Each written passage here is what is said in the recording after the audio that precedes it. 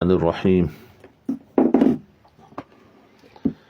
الحمد للہ وکفی وسلام علی عبادہ الذین اصطفی اما بعد۔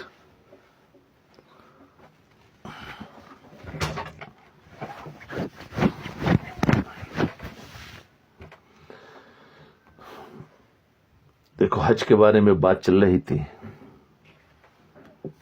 پہلی فصل بتائی تھی حج کی فضیلت کے بارے میں، دوسری فصل حج کی وعیدوں کے بارے میں،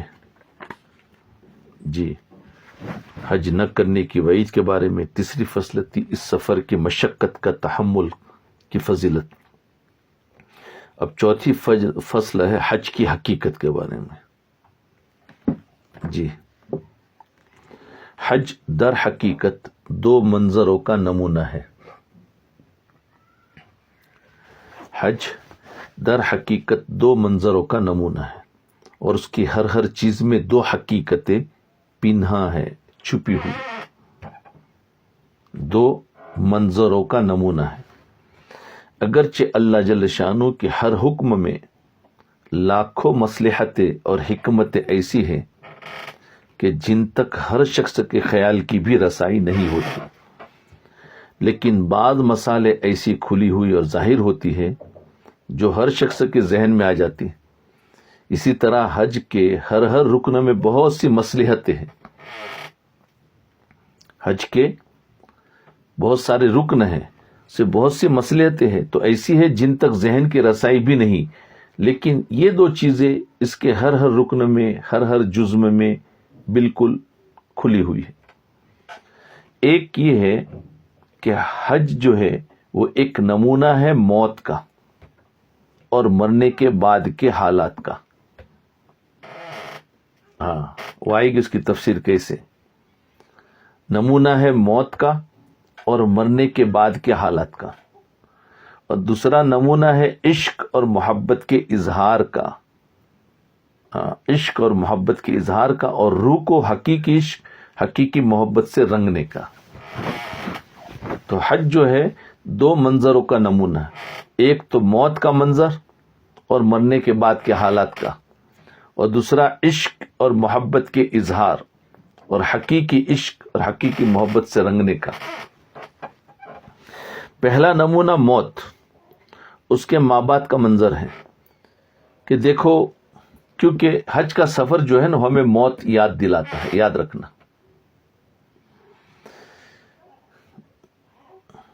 کہ آدمی جس وقت گھر سے چلتا ہے نا، سب عزیز اور اقارب، گھر بار، وطن، احباب، یہ کو ایک لخت چھوڑ کر دوسرے ملک، گویا دوسرے عالم کا سفر اختیار کرتا ہے۔ ویسے تو انسان جب بھی سفر کرتا ہے تو وہ سفر موت کا ایک نمونہ ہے، لیکن حج کا سفر تو خاص کر کے سمجھنا آسان ہو جاتا ہے کہ ایک جس طریقے سے جب انسان گھر سے چلتا ہے تو ظاہر بات ہے سب عزیز اور اقارب اور گھر بار اور وطن کے سب کو چھوڑ کر دوسرے ملک، گویا دوسرے عالم کا سفر اختیار کرتا ہے۔ یہ دوسرے ملک میں جاتا ہے تو گویا یوں سمجھو کہ دوسرے عالم میں جا رہا ہے۔ جن چیزوں کے ساتھ دل مشغول تھا، گھر میں، باہر، کھیتی، باغ، احباب کی مجلس سے، سبھی اس وقت چھوٹ رہی ہے، کیونکہ ان میں دل مشغول تھا نا، چھوڑے گا، سب چھوٹ رہی ہے۔ جیسا کہ مرنے کے وقت، جیسے یہ گھر چھوڑ رہا ہے تو مرنے کے بعد جو میت ہے وہ بھی تو گھر چھوڑ رہا ہے نا، اور وہ جب گھر چھوڑ رہا ہے تو سارے اس کے عزیز اور اقارب وہ سب کچھ اس سے جدا ہو رہے ہیں۔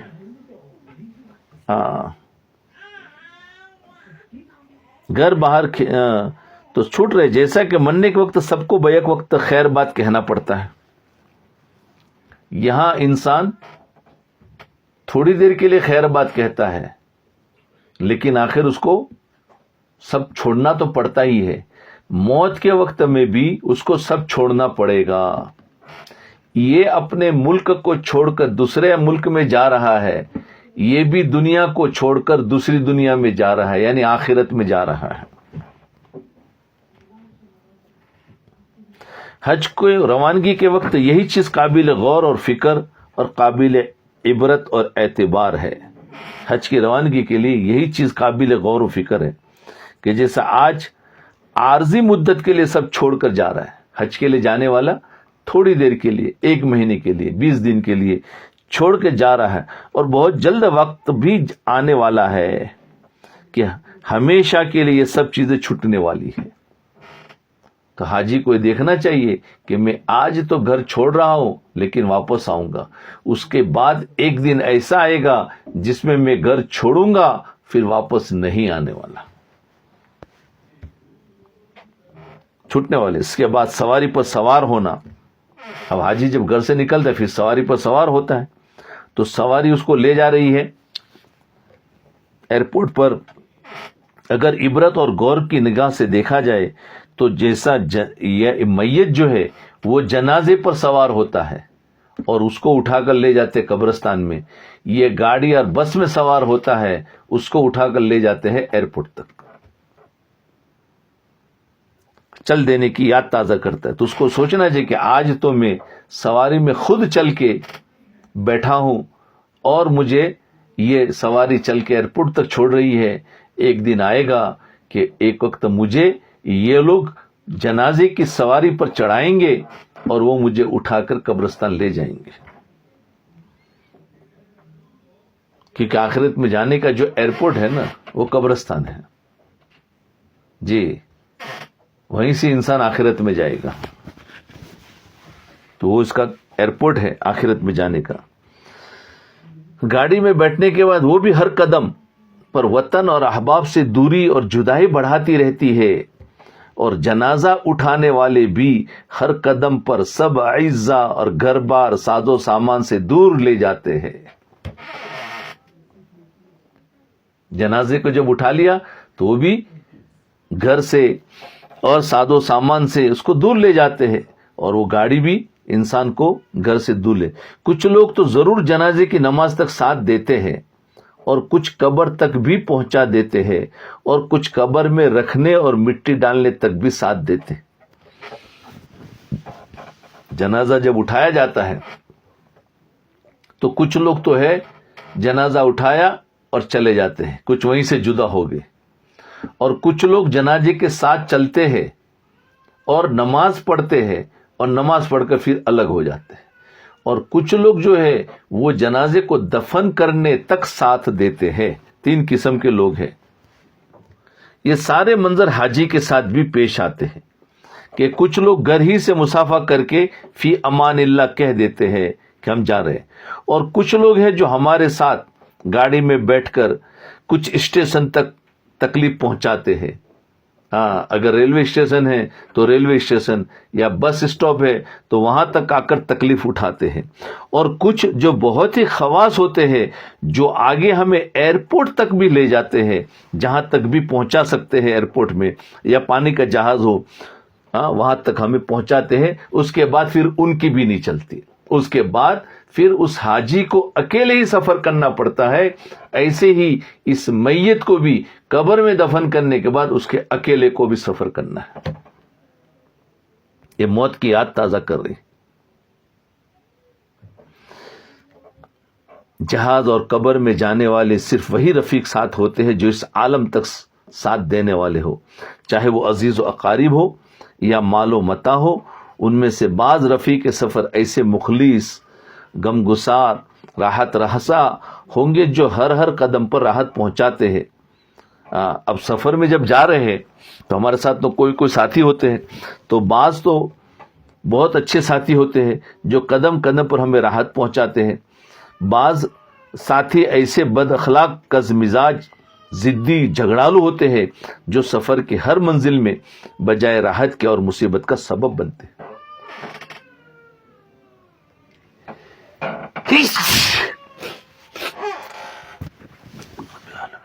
تو یہ یاد رکھے کہ اب جو سفر کر رہا ہے تو اس کے ساتھ دوسرے ساتھی ہیں نا، تو اس میں سے بعض ساتھی اس کے راحت کا سبب بنتے ہیں اور بعض ساتھی اس کے تکلیف کا سبب پہنچتے ہیں. بعین ہی یہی ساری صورت آخرت کے سفر میں بھی پیش آتی ہے کہ قبر میں ساتھ جانے والے وہی رفیق سفر ہے جو آخر تک ساتھ رہنے والے ہیں. تو وہ کون سی چیز ساتھ میں رہے گی؟ ان میں اعمال حسنہ. یہ وہ ساتھی ہے جو دنیا میں بھی ہمارے ساتھ ساتھ تھے اور قبر میں بھی ہمارے ساتھ ساتھ ہوں گے, حشر کے میدان میں بھی ہمارے ساتھ ساتھ رہیں گے. کون سے ہے؟ وہ اعمال حسنہ ہے. یہ بھی ایک ساتھی ہے جو ہمارے ساتھ میں رہیں گے اور ہر جگہ پر وہی اعمال حسنہ ہے, وہ ہمارا سوال جواب اور سب کچھ کرتے رہیں گے اور ہمیں آگے نکالتے رہیں گے, ہر وقت ہمیں راحت پہنچانے والے. اعمال حسنہ ہر قسم کی راحت اور آرام کا سبب ہے. اور ایک اعمال سیئہ ہے, جیسے حج کے سفر میں کچھ ساتھی راحت کا سبب ہے, کچھ ساتھی تکلیف کا سبب ہے, ایسے ہی آخرت کے سفر میں بھی ہمارے ساتھ اعمال حسنہ یہ رفیق سفر ہے جو ہر وقت آرام پہنچاتے ہیں. اعمال سیئہ برے اعمال یہ ہر قسم کی ہر وقت ہمیں تکلیف پہنچانے کا سبب بنتے ہیں. اعمال حسنہ نہایت حسین اور جمیل آدمی کی صورت میں قبر میں ساتھ رہتے ہیں, اور اعمال سیئہ برے اعمال نہایت قبیح صورت, ڈراؤنی اور گندی اور بدبودار صورت میں ساتھ رہتے ہیں. اللہ اکبر کبیرہ. یہ ہے موت کا منظر. حج کا سفر, ہر حاجی اپنے سفر کو سوچے کہ یہ موت کا ایک منظر یاد دلا رہا ہے. جی, تو ایک دن حج کے لیے چھوڑ رہا ہے گھر کو, وہ سوچے کہ ایک دن مجھے ہمیشہ کے لیے گھر کو چھوڑنا ہے. اس لیے حج میں جانے والا حاجی جو ہے وہ یہ نیت کر کے آئے کہ میں پاک صاف ہو کر اب آنا ہے, اب مجھے زندگی میں کوئی اللہ کی نافرمانی نہیں کرنی ہے. اس طریقے سے جائے گا اور آئے گا. اس کے بعد جب آخرت کا سفر ہوگا تو اس کے لیے مزے کا سفر ہوگا, اور ساتھ میں اعمال حسنہ کو لے لے گا جو اس کو راحت پہنچاتے رہیں گے قدم قدم پر. اس عالم میں جتنی راحت پہنچتی ہے عالم آخرت میں, قبر کے اندر, وہ اپنے نیک اعمال سے پہنچتی ہے. یاد رکھنا, آج کتنا بھی مالدار ہو, کتنا ہی دنیا کا مالک بن جائے, لیکن اپنے قبر کے اندر وہ کبھی بھی کوئی لائٹ نہیں لگاتا ہے, کوئی کارپیٹ نہیں بچھاتا ہے, اس کی دیواروں کو کوئی کلر نہیں کرتا ہے. یاد رکھنا, وہاں تو سارا انسان کو نیچرل ہی جانا ہے, اس مٹی میں جا کے سو جانا ہے. اب وہاں پر کون آرام پہنچائے گا؟ وہاں پر کوئی خادم نہیں ہے. ان اعمال حسنہ کو لے لو, یہی ہمارے خادم بنیں گے, کیونکہ ہم نے اس اعمال کے لیے دنیا میں تھکے تھے, اب یہی اعمال قبر کے اندر ہمارے لیے تھکیں گے. سمجھے؟ دنیا میں ہمیں تھک تھک کر اعمال حسنہ کو جمع کرنا ہے. جب یہ لے کے جائیں گے تو پھر قبر میں ہمارے پاس کچھ نہیں ہے. اعمال حسنہ ہماری خدمت کریں گے, وہ ہماری سیکیورٹی کا سبب بنیں گے. جی, اعمال حسنہ قبر کی سیکیورٹی کا پورا نظام ہے. قبر کے اندر ہمیں اگر وحشت ہو, اکیلے ہے, تو اعمال حسنہ ہمارے لیے ایک انس کا سبب ہے, اور اسی طریقے سے وہ ہمارے لیے ہر چیز کی راحت کا سبب ہے اعمال حسنہ. تو فرمایا اس عالم میں جتنی راحت پہنچتی ہے وہ اپنے نیک اعمال سے پہنچتی ہے جو مرنے سے پہلے کر لیے ہو. جی, جو مرنے سے پہلے سفر عمل کر لو, کیونکہ جو انسان بھی اپنے حج کے سفر میں اسی کو راحت پہنچتی ہے جس نے گھر سے نکلنے سے پہلے اپنی ساری چیزوں کی تیاری کر لی ہے, ساتھی بھی اچھے لیے ہیں, پیسہ بھی لے لیا ہے, اور اپنے کپڑے بھی لے لیے ہیں, اور اپنے آرام کی دوائیں وغیرہ سب لے لیے, تو اس کو راحت کا سبب ہے. ورنہ اس کو بھی تکلیف ہوگی. چلو دنیا ہے, اگر کوئی چیز چھوٹ گئی تو یہاں کوئی نہ کوئی چیز مل جائے گی کسی بھی جگہ پر, لیکن اگر قبر کے سفر میں, آخرت کے سفر کے اندر اگر ہماری کوئی چیز دنیا سے ہم نے نہیں لی ہے تو آخرت کے سفر کے اندر کچھ بھی نہیں ملنے والا, کسی کے پاس ایک نیکی بھی نہیں ملنے والی, اور وہاں ہمیں کوئی صحیح جواب بھی دینے والا نہیں ہے. ہر ایک کہے گا نفسی نفسی. فرمایا میں تم سے کیا بات کروں، مجھے خود اپنی پڑی ہے.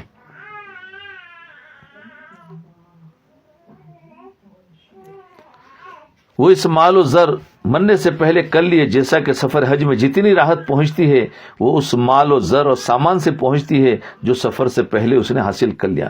ہاں، کسی خوش قسمت کے لیے کوئی عزیز و قریب یا دوست کچھ پڑھ کر صدقہ خیرات کر کے کچھ ایصال ثواب کر دے تو مرنے کے بعد بھی اپنی نہایت ضرورت کے وقت تک کام آ جاتا ہے.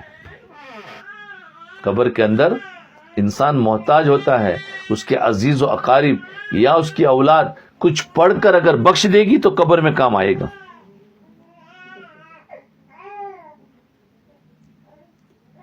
جیسا کہ حاجی کے پاس کوئی اس کا عزیز یا دوست بذریعے منی آرڈر یا کس طریقے سے پیسے بھیج دے، کوئی روپیہ پیسہ بھیج دے تو سفر میں کتنی مسرت اور خوشی اور راحت کا سبب اس کے لیے بن جاتا ہے. تو یہ ہے. اس کے بعد سفر کے درمیان میں جتنے خطرات، ڈاکو، چور، سخت مزاج حاکموں کی طرف سے سامان کی تفتیش، امیگریشن، حالات کی تحقیقات، پاسپورٹ وغیرہ، ویزا وغیرہ کی جو چیکنگ ہے، اس کے بعد سفر کے درمیان میں کیا حالات آتے ہیں. ایئرپورٹ پر سب سے پہلے چیک کیا جاتا ہے، یہ سامان نہیں لے جا سکتے، یہ سامان لے جا سکتے، بیگیں کھول کر، اور وہ سامان جو ہم نے منع کیا ہے اگر وہ لیا ہے تو نکال دیا جاتا ہے.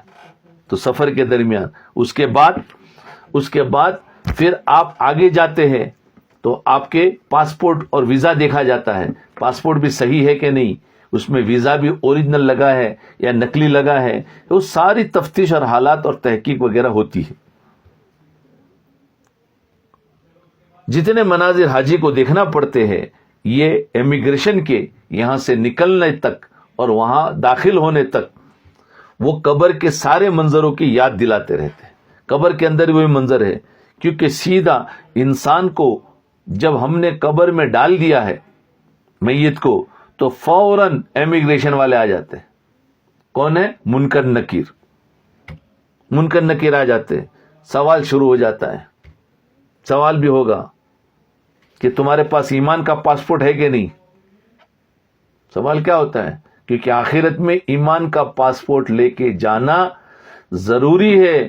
ایمان کا پاسپورٹ اگر بھول گئے تو پھر جنت میں نہیں جا سکتے. یاد رکھنا، وہاں سیدھا جیل خانے میں بھیج دیا جائے گا. اسی طریقے سے ایئرپورٹ پر جا رہے ہو تو آپ کو پاسپورٹ کا ہونا ضروری ہے، نہیں ہوگا تو آپ کو ریٹرن کر دیا جائے گا. یہاں تو ریٹرن ہے کیونکہ لیکن آخرت کے سفر میں ریٹرن نہیں ہے.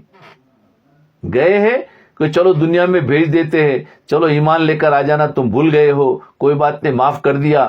نہیں، قبر کے اندر 1 وے ہے، صرف جانا ہی جانا ہے، ریٹرن نہیں. اور یہاں 2 وے ہے کہ واپس کر دیا جاتا ہے. تو وہاں پر ایمان کا پوچھیں گے منکر نکیر کہ اپنے ایمان کا امتحان بھی ہوگا. پھر اس ایمان پر ویزا بھی لگا ہے کہ نہیں، یعنی اعمال ہے کہ نہیں. اور پھر وہاں پر قبر کے اندر سانپ اور بچھو وغیرہ کیڑے مکوڑے بھی قبر میں طرح طرح سے ستائیں گے. اعمال نامے بھی اپنے ساتھ ہی ہوگا. وَكُلَّ إِنسَانٍ أَلْزَمْنَاهُ طَائِرَهُ فِي عُنُقِهِ. ہاں، بہت سے مالدار جن کو اللہ نے دولت بے شمار دی ہے، بہت سے مالدار جن کو اللہ تعالیٰ نے دولت بے شمار دی ہے، وہ معمولی سی تفتیش اور پاسپورٹ وغیرہ کے بعد چند گھنٹوں میں حجاز پہنچ جاتے ہیں. بعض لوگ کا پاسپورٹ وغیرہ چیک کر کے فوراً بھیج دیا جاتا ہے، اور بعضوں کا ذرا اور زیادہ تفتیش ہوتی ہے، تو بعضوں کو تو جلدی پہنچا دیا جاتا ہے، تو پہنچا دیتے ہیں. اور جن کے پاس اسی طرح جن کے پاس قبر میں جانے کے بعد جو آئیں گے منکر نکیر، فرمایا جن کے پاس نیک اعمال کا ذخیرہ ہوگا، دنیا میں جس کے پاس مال زیادہ ہوگا اس کو جلدی چھوڑ دیا جاتا ہے، اور آخرت میں جس کے پاس نیک اعمال کا ذخیرہ زیادہ ہوگا، وہ نیک اعمال سے مالا مال کر دینے والا ہو، وہ قبر کے ان سارے احوال سے بے خبر بے خوف دلہن کی طرح اس میں ایسے آرام فرماتے ہیں کہ قیامت تک کا سارا طویل زمانہ ان کے لیے گھنٹوں اور منٹوں میں گزر جائے گا. جس کے پاس نیک عمل کا ذخیرہ ہوگا تو وہ آرام سے اس کے ساری یعنی کلیئر ہونے کے بعد وہ آرام سے سو جائے گا. بولے چلو سو جاتے ہیں, اور جب آخرت کا جب سور پھونکا جائے گا قبر سے دوبارہ اٹھنے کا, اس وقت اٹھا دیے جائیں گے. جیسا کہ نئی دلہن پہلی شب میں کم خواب اور مخمل کے بستروں پر سوتی ہے, اس کو کوئی اٹھانے والا نہیں ہوتا ہے سوائے اس کے شوہر کے. اسی طریقے سے یہ جو قبر میں گیا ہے نیک اعمالوں کے ساتھ, وہ سو جائے گا بالکل بے فکر ہو کر. پھر آخرت جب قائم ہوگی تو اللہ تعالیٰ پھر اس کو اٹھائیں گے. اسی طرح ایک قبر میں سو جاتے. اس کے بعد حاجی جو ہے وہ احرام کی 2 سفید چادریں پہن کر نکلتا ہے نا, ایئرپورٹ سے پہنے یا گھر سے پہنے, وہ تو جو حج سکھائیں گے ان کے پاس سیکھ لینا. لیکن حاجی حج کی احرام کی 2 سفید چادر پہنتا ہے, وہ ایک اشارہ کر رہی ہے کہ کفن کی چادروں کی یاد ہر وقت تازہ رکھتی ہے کہ انسان کا کفن بھی جو ہوگا وہ بھی 2 چادروں میں ہوگا کم سے کم. اور اگر عبرت کی نگاہ ہو تو جتنے دن احرام بندھا رہا ہے ہر وقت اسی طرح کفن کی 2 چادروں میں لپٹے رہنا یاد رہنا چاہیے. یعنی حاجی جب بھی احرام پہنے تو اس وقت یہ سوچ لے کہ میں احرام پہن رہا ہوں آج تو, لیکن ایک دن آئے گا مجھے اسی طریقے سے کفن دیا جائے گا. جتنے دن احرام کے اندر رہتا ہے وہ اپنے آپ کو یاد رکھے کہ میں گویا کفن پہنے ہوئے ہوں. اسی طرح کفن کی 2 چادروں میں لپٹے رہنا یاد رہنا چاہیے. اور احرام کے وقت لبیک حاضر ہو, لبیک لبیک جو کہتا ہے قیامت میں پکارنے والے کی آواز پر دوڑ پڑنے کی یاد دلاتی ہے کہ کل آخرت کے دن اندر بھی یومئذ یتبعون الداعی لا عوج لہ, اس دن سب کے سب خدا کی طرف سے پکارنے والے یعنی سور پھونکنے والا فرشتے کے کہنے پر وہ لوگ چل پڑیں گے. وَتَرَى كُلَّ أُمَّةٍ جَاسِيَةً كُلُّ أُمَّةٍ تُدْعَى إِلَى كِتَابِهَا, اور تو دیکھے گا ہر امت کو زانو پر گری ہوئی اور ہر امت پکاری جائے گی اپنی کتاب کی طرف. جیسے یہاں پر لبیک کہتا ہوا وہ حاضر ہو رہا ہے, تو وہاں پر جب دوسری سور پھونکی جائیں گی تو انسان بھی پکارتا ہوا جائے گا. اور مکہ مکرمہ میں داخل ہونا گویا اس عالم میں داخل ہو جاتا ہے جس میں اللہ کی رحمت کی امید ہے کہ مکہ دار الامن ہے. لیکن اپنی بدعمالیوں سے یہ خوف بھی غالب ہے کہ امن کی جگہ بھی امن نہ ملے, تو مکہ کا سارا قیام اسی بیم و رجا کی یاد کو تازہ کرتا ہے. بیم اور رضا یعنی خوف, امید اور خوف کو تازہ کرتا ہے.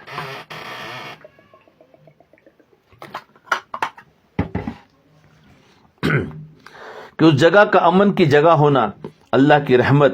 اسی طریقے سے جب انسان آخرت میں اٹھے گا تو وہ امن کی جگہ میں جائے گا. لیکن امن کی جگہ کب ہوگی؟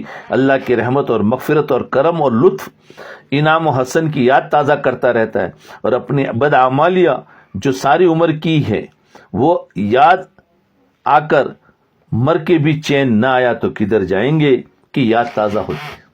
یعنی اگر اچھا اعمال لے کر گیا ہے تو وہاں پر بھی اس کو مزے ہی مزے ہوں گے, امن کی جگہ میں چلا جائے گا اور وہ اللہ کی رحمت کی جگہ ہے. اور اگر وہ اعمال لے کر نہیں گیا ہے یا اپنی زندگی کو بنا کر نہیں گیا اور آخرت میں چلا گیا تو پھر اس کو امن کی جگہ میں بھی امن نہیں ملے گا, اللہ کی رحمت کے بجائے اللہ کی پکڑ ہو سکتی.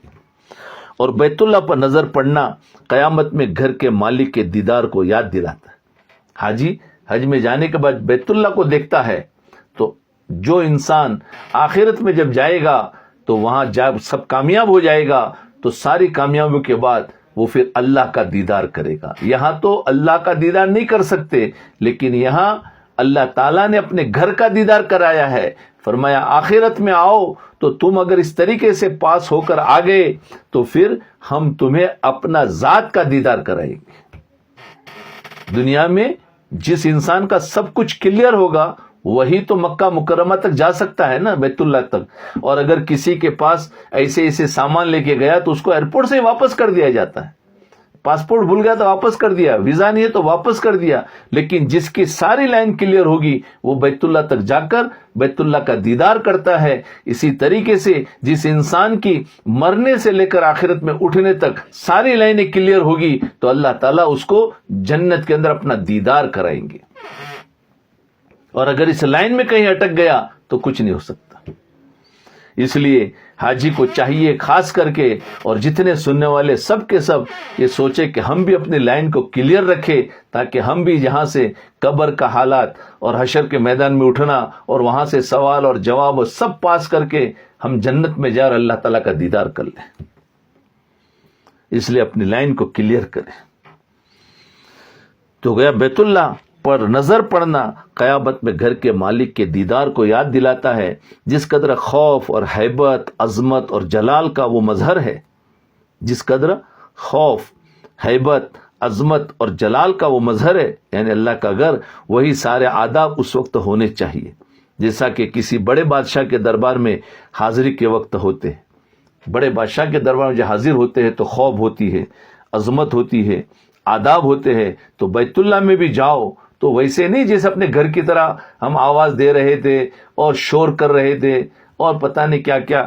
تو وہاں پر نہیں، وہاں تو آداب کے ساتھ جانا ہے، اس لیے کہ وہ اللہ کا گھر ہے، اللہ نے بلایا ہے. اتنے بڑے دربار میں جا رہے ہیں کہ اس سے بڑا دربار دنیا میں کہیں ہے نہیں. بیت اللہ کا طواف ان فرشتوں کی یاد تازہ کرتا ہے کہ جو عرش معلی کا طواف کرتے رہتے ہیں اور کرتے رہیں گے. تو ہم پھر جا کر بیت اللہ کو دیکھ لیتے ہیں. دیکھنے کے بعد کیا کرتا ہے انسان؟ عشق کے اندر وہ گھومنا شروع کر دیتا ہے، چکر لگانا، اسی کو کہتے ہیں طواف. وہ عاشق ہے، وہ بیچارہ عشق کے اندر مجنون ہو کر نکلا ہے کہ کیسے میں اپنے اللہ کے گھر کا دیدار کروں. اور گھر کے دیدار کے بعد، گھر کو دیکھنے کے بعد وہ مارے محبت کے اس گھر کا چکر لگانا شروع کر دیتا ہے جیسے ایک مجنون ہوتا ہے نا. تو اس طریقے سے انسان، یہ عاشقانہ سفر تو وہ شروع کر دیتا ہے. تو وہ جو اس کا طواف کرنا، یہ فرشتوں کا طواف یاد دلاتا ہے کہ عرش معلی پر فرشتوں کی ایک جماعت ہے جو طواف کرتے رہتے ہیں اور کرتے رہیں گے. اور کعبہ کے پردوں سے لپیٹ کر رونا. تو پہلا تو جا کر بیت اللہ کا دیدار کرتا ہے، اس کے بعد طواف کرتا ہے، اس کے بعد کیا کرتا ہے کیونکہ وہ چاہتا ہے کس طریقے سے میں اللہ تعالیٰ کو خوش کر دوں. تو پہلے تو دیکھا، دعائیں مانگی، اس کے بعد اس نے چکر لگائے، طواف کر دیا. اس کے بعد سوچا لاؤ اس نے کعبہ کو، غلاف کو ہی پکڑ لوں. تو فرمایا کعبہ کے پردوں سے لپیٹ کر رونا اور ملتزم کو چمٹنا اس قصوروار کی مثال ہے جو کسی بڑے محسن اور مربی کا بڑا قصور کر کے اس کا دامن پکڑ کر معافی کے لیے روتا ہے. جیسے ایک آدمی نے کسی کا گناہ کیا ہو تو آدمی اس کے پیروں کو پکڑ کر، اس کے دامن کو پکڑ کر، اس کے کوئی کپڑے کو پکڑ کر اور ہاتھ مانگ کر جوڑتا ہے، مجھے معاف کر دو، مجھے معاف کر دو. تو گویا یہ حاجی جو ہے وہ کبھی تو غلاف پکڑتا ہے، بیت اللہ کے پردے کو پکڑتا ہے، کبھی دیوار سے چمٹتا ہے. ایسا لگتا ہے جیسے اللہ تعالیٰ سے اپنے یعنی معانقہ کر رہا ہے اور یہ کہہ رہا ہے اللہ مجھے معاف کر دے، اللہ مجھے معاف کر دے، میں نے بہت تجھے ستایا.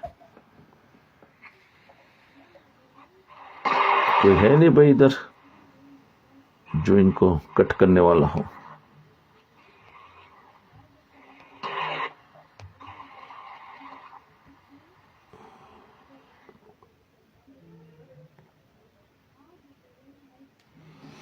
جی تو فرمایا وہ دامن پکڑ کر معافی کے لیے روتا ہے، اس کے گھر کے در و دیوار کو پکڑ کر روتا ہے کہ قصور کی معافی کی یہی راستے ہیں، اور قیامت میں اسے گناہوں کی یاد کر کے رونے کی مثال ہے. تو قیامت میں بھی اسی طریقے سے وہ اللہ کے سامنے جائے گا حشر کے میدان میں کہ اللہ مجھے معاف کر دے، اللہ مجھے معاف کر دے. تو گویا یہاں غلاف کعبہ کو پکڑ کر اور کبھی چمٹ کر، اسی طریقے سے وہاں بھی آخرت میں حشر کے میدان میں معافی مانگے گا. اور صفا مروہ کے درمیان جو دوڑنا میدان حشر میں ادھر ادھر دوڑنے کی یاد تازہ کرتا ہے. جی قرآن پاک کا ارشاد ہے یخرجون من الاجداث کأنہم جراد منتشر، قبروں سے اس طرح نکل رہے ہوں گے گویا وہ ٹڈی دل ہے جو پراگندہ ہے۔ تو صفا مروہ کی دوڑ وہ آخرت میں حشر کے میدان کی دوڑ ہے، جو وہاں بھگم دوڑی ہوگی، ہر انسان نفسی کے عالم میں ہوگا، پتہ نہیں ہائی میرا کیا ہوگا، ایسی یعنی انسان وہ ہوگا کہ انسان کو پتہ ہی نہیں ہے کہ میرے ساتھ میں کون ہے۔ یہ منظر بندہ کے ناقص خیال میں قیامت کی ایک عجیب منظر کی یاد تازہ کرتا ہے۔ تو پہلے بتایا تھا کہ یہ حج کا سفر دو منظروں کو یاد دلاتا ہے، ایک منظر تو موت کا ہے اور ایک منظر عشق کا ہے۔ یہ موت کا منظر یہاں تک آیا، فرمایا ایک عجیب منظر کی یاد تازہ کرتا ہے جس کا بڑا مفصل قصہ احادیث میں آتا ہے کہ حشر کے دن جب مخلوق نہایت پریشان حال ہوگی، اس پر ایک قصہ ہے یعنی آخرت کے منظر کا کہ حشر کے دن جب مخلوق نہایت پریشان حال ہوگی اور مصیبتوں کی کثرت سے تنگ ہو کر یہ سوچے گی کہ انبیاء بڑی اونچی ہستیاں ہیں اور اللہ کے مقبول بندے ہیں، ان سے جا کر چلو سفارش کی درخواست کرتے ہیں۔ امت جمع ہو کر آئے گی کیونکہ ابھی تو بولے ہم سب پکڑے جائیں گے، چلو انبیاء بڑے اونچے لوگ ہیں، ان کے پاس جا کر ہم سفارش کی درخواست کریں۔ اس خیال سے سب سے پہلے حضرت آدم علیہ السلام کے پاس جا کر عرض کریں گے۔ سب سے پہلے حضرت آدم کے پاس ہے کیونکہ وہ ہمارے والد ہیں، اور انسان باپ کے پاس آتا ہے کہ آپ ہمارے باپ ہیں، اللہ نے آپ کو اپنے ہاتھ سے پیدا کیا، فرشتوں سے سجدہ کرایا، خود ہر چیز کے نام آپ کو تعلیم دیے وغیرہ وغیرہ تعریف کریں گے۔ پھر یہ امتی کہیں گے آپ ہماری سفارش کر دے، تو وہ فرمائیں گے کہ میں تو نہیں کر سکتا، اگر مجھ سے، کیونکہ بولے میرے سے بھی ایک خطا ہو گئی ہے۔ کیا ہے کہ ایک دانے سے کھانے سے منع کیا تھا اور میں نے وہ کھا لیا ہے، اگر میں سفارش کے لیے جاؤں مجھ سے سوال ہو گیا تو کیا ہوگا، اس لیے تم نوح کے پاس جاؤ۔ حضرت آدم علیہ السلام کے پاس جائیں گے اور حضرت آدم علیہ السلام کہاں بھیج دیں گے؟ نوح علیہ السلام کے پاس بھیج دیں گے، بولے تم نوح کے پاس جاؤ۔ اب یہ سارے کے سارے نوح علیہ السلام کے پاس جائیں گے۔ یہ لوگ پریشان حال حضرت نوح علیہ السلام کے پاس جائیں گے، وہ بھی عذر فرما دیں گے کہ میں نے طوفان کے زمانے میں اپنے بیٹے کے بچانے کا بے محل سوال کر لیا تھا،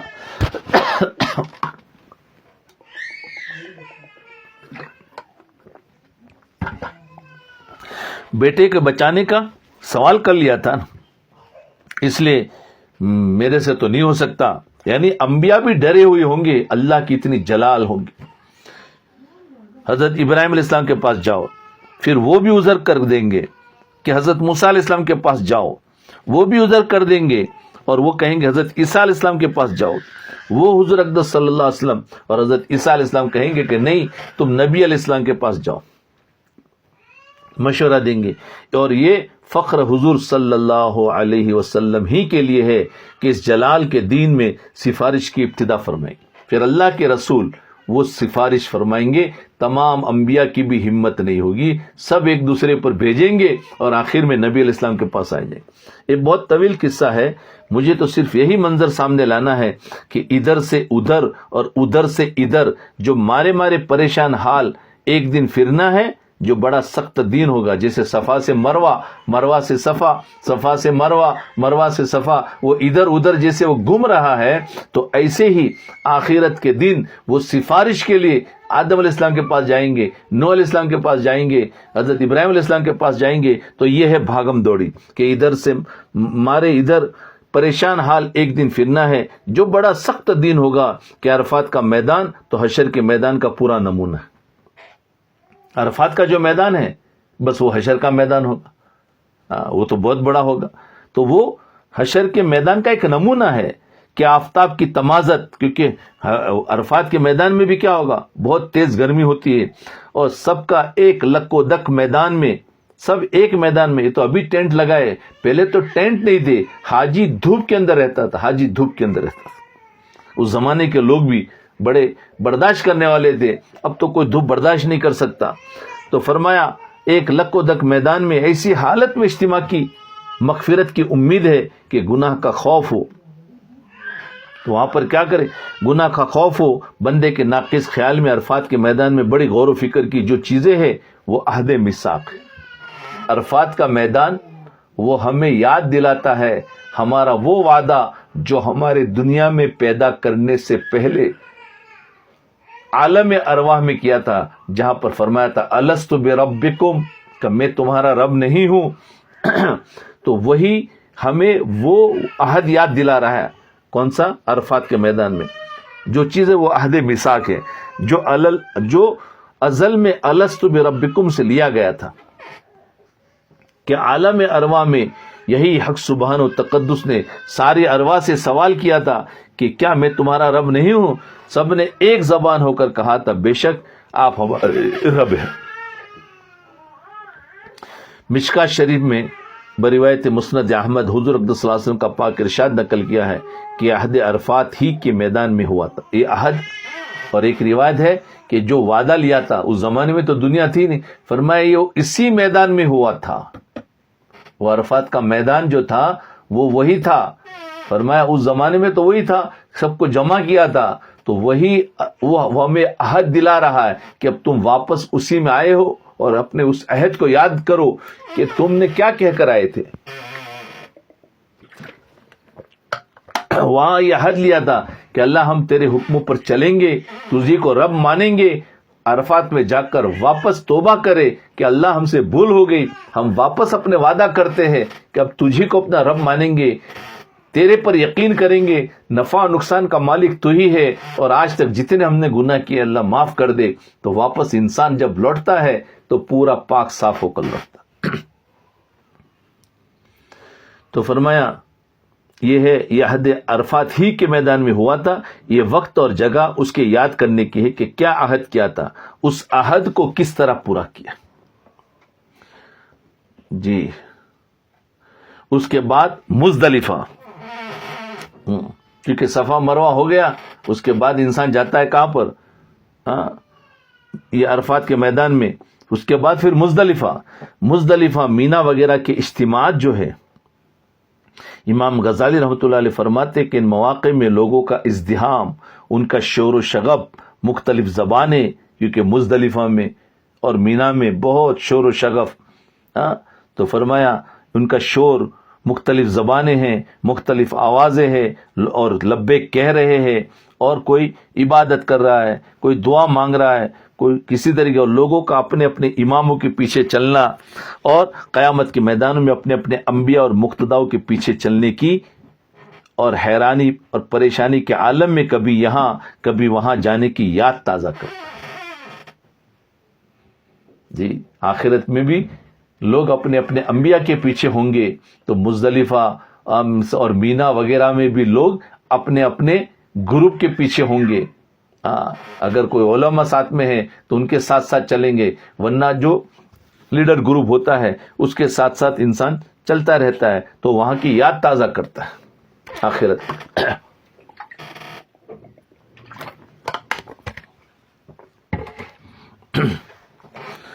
تو فرمایا جس طریقے سے آخرت میں اپنے اپنے امام انبیاء اور مقتداؤں کے پیچھے چلنے کی اور حیرانی اور پریشانی کے عالم میں کبھی یہاں کبھی وہاں جانے کی یاد تھا، ان مواقع میں عاجزی اور زاری کا اہتمام کر کے کام آنے والی چیز ہے۔ کیونکہ حج یہی ساری چیزوں کا نام ہے نا، احرام پہننا، طواف کرنا، صفا مروہ جانا، مینا جانا، عرفات، مزدلفہ، واپس مینا، پھر کنکری ماننا، سب آئے گا۔ تو یہ پورا حج ہو گیا۔ جو حج سیکھنے جائیں گے اس میں یہی چیزیں ملیں گی۔ یہ مختصر خاکہ ہے حج کے اس منظر کا جو قیامت کی یاد کو تازہ کرتا ہے، جس کو مختصر الفاظ اور مختصر احوال کے ساتھ اشارات کے طرز پر میں نے بتا دیا۔ غور کیا جائے تو اسی نمونے سے بہت سی تفصیلات سمجھ میں آ سکتی۔ اب دوسرا منظر ہے، وہ کیا ہے؟ اظہار عشق و محبت کا۔ یہ منظر تھا موت اور موت کے بعد کے حالات کا، یہ سفر اور سفر کے بعد کے حالات کا۔ ابھی منظر ہے عشق اور محبت کا۔ وہ حاجی کے حال سے ایسا ظاہر اور واضح ہے کہ اس کے لیے کسی تفصیل کی حاجت نہیں، کیونکہ حاجی یہاں سے جا ہی رہا ہے، عشق و محبت ہی میں جا رہا ہے، بھاگم دوڑی کر رہا ہے، کبھی یہاں پیسہ بھر رہا ہے، کبھی اس کی تیاری کر رہا ہے, کبھی تاریخ مل رہی, کبھی سیکھنے جا رہا ہے, ایک عشق ہے اس کو. بندوں کا تعلق حق تعالیٰ تقدس کے ساتھ دو طرح کا ہے. بندے کا تعلق اللہ تعالیٰ سے دو طرح کا ہے, ایک نیاز مندی اور بندگی کا کہ وہ پاک ذات مالک ہے, خالق ہے. اس تعلق کا مظہر نماز ہے. اللہ تعالیٰ سے دو طرح کے تعلق, ایک بندگی کا تعلق ہے, عاجزی کا تعلق ہے نا, کہ وہ پاک ذات ہے, مالک ہے اور ہمارا خالق ہے. اس تعلق کا مظہر جو ہے وہ نماز ہے. اس تعلق کا اظہار کرنا ہے تو نماز ہے, جو سراسر نیاز اور اظہار عبدیت ہے, اس میں عاجزی اکڑ ہے ہی نہیں. کبھی قیام کیا پھر فوراً رکوع کرتا ہے, فوراً سجدہ اپنی پیشانی کو رگڑتا ہے اور اللہ تعالیٰ کہتا ہے کہ میں تیرا بندہ ہوں اور تو میرا رب ہے. تو بندگی دکھا رہا ہے. اسی لیے اس میں ساری چیزیں اسی تعلق کا مظہر ہے کہ نہایت وقار اور سکون کے ساتھ اچھا لباس, شاہی آداب کے مناسب حالات کے ساتھ حاضر دربار کی ہے, کہ وضو اور پاک کپڑوں کے ساتھ نہایت وقار اور سکون سے اول کانوں پر ہاتھ رکھ کر عبدیت کا, یعنی تکبیر تحریمہ کہتے ہیں, عبدیت اور اللہ جل کی بڑائی کا اقرار کرے, اللہ اکبر, تو اللہ کی بڑائی بول رہا ہے نا. پھر ہاتھ باندھ کر اللہ کے سامنے اپنی درخواست پیش کرتا ہے. جیسے انسان محتاج ہوتا ہے تو کسی مالدار کے پاس جا کر ہاتھ باندھ کر اپنی درخواست پیش کرتا ہے, حضور مجھے اس چیز کی ضرورت ہے. یا پھر جو بھی حاکم ہے اس کے سامنے کہتا ہے مجھے معاف کر دو. اسی طریقے سے نماز, اس کے اندر بندگی بہت زیادہ ہے کہ انسان اللہ کی پہلے بڑھائی بیان کرتا ہے, ہاتھ اٹھاتا ہے, ہاتھ اٹھا کر باندھ دیتا ہے, پھر اللہ تعالیٰ سے کہتا ہے الحمدللہ رب العالمین, یا اللہ سب تعریف. اب اللہ کی تعریف شروع کرتا ہے, پھر اللہ سے مانگتا بھی.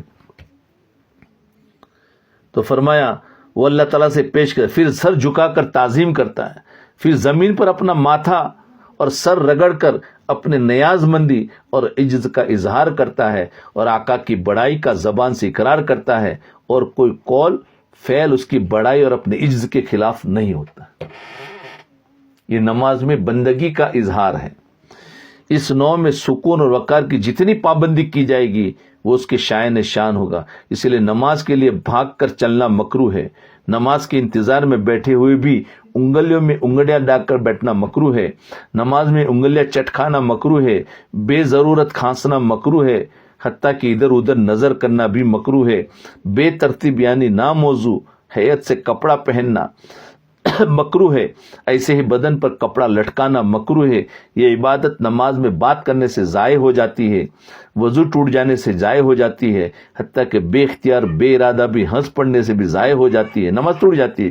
حتیٰ کہ سجدے میں دونوں پاؤں زمین سے اٹھ جانے سے بھی نماز ٹوٹ جاتی ہے, اس لیے کہ یہ بھی سکون اور وقار کے خلاف ہے.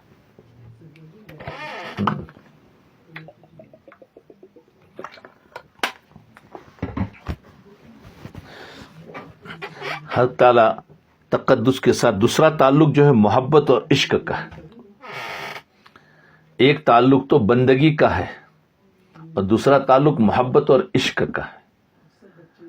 بندگی میں انسان آداب بہت رکھتا ہے اور ہر وقت جھکا رہتا ہے, مانگتا رہتا ہے, اور محبت و عشق میں انسان ایک مست ہوتا ہے کہ وہ ہر مربی اور منعم ہے, محسن ہے, اور جمال و کمال کے جتنے اوصاف ہو سکتے ہیں ان سب کے ساتھ متصف ہے.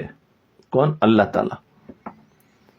ادھر ہر آدمی میں فطری طور پر عشق و محبت کا مادہ موجود ہے. دیکھو ہر انسان کے اندر اللہ تعالیٰ نے محبت رکھی ہے, محبت کا مادہ رکھا ہے. اگر یہ اللہ سے محبت کرے گا تو دنیا کی ہر چیز سے محبت نکل جائے گی, اور اگر وہ اللہ کی محبت نہیں کرے گا, اللہ کی محبت کو اپنے دل میں نہیں بٹھائے گا, تو پھر دنیا کی ساری چیزوں کی محبت اس کے دل میں بیٹھے گی. دل جو ہے بحر محبت ہے, یہ محبت کر کے ہی رہے گا, لاکھ بچا تو اس کو ایک کسی پہ بھی مرے گا. تو دل کا کام ہے محبت کرنا.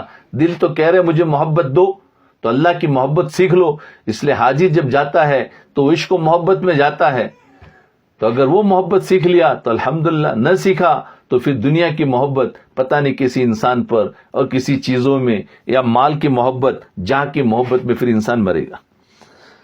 اس پر اشعار ہے، ازل سے حسن پرستی لکھی تھی قسمت میں، میرا مزاج لڑک پن سے عاشقانہ تھا، پیدا ہوئے تو ہاتھ جگر پر دھرے ہوئے، کیا جانے ہم ہیں کب سے کسی پر مرے ہوئے۔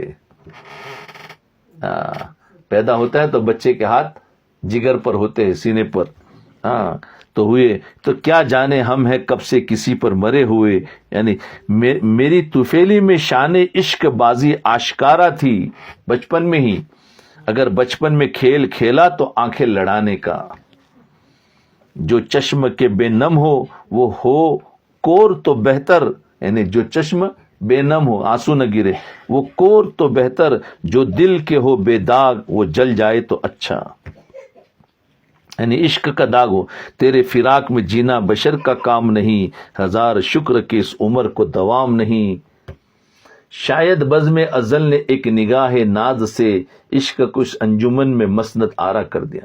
اسی تعلق کا مظہر حج ہے کہ سفر کی ابتدا ہی سب تعلقات کو ختم کر کے، سب عزیز و اقارب اور گھر باہر سے منہ موڑ کر اور کوچے یار کی طرف جانا ہے۔ اب کہاں جا رہا ہے؟ گھر کو چھوڑا تو کہاں جا رہا ہے؟ اب اللہ کی طرف جا رہا ہے، اللہ کی گھر کی طرف جا رہا ہے، یہ عاشقانہ جا رہا ہے، اور جنگلوں اور گلی کوچوں میں مارے مارے پھرتا ہے کہ یہی دو چیزیں عاشقوں کا کام ہے۔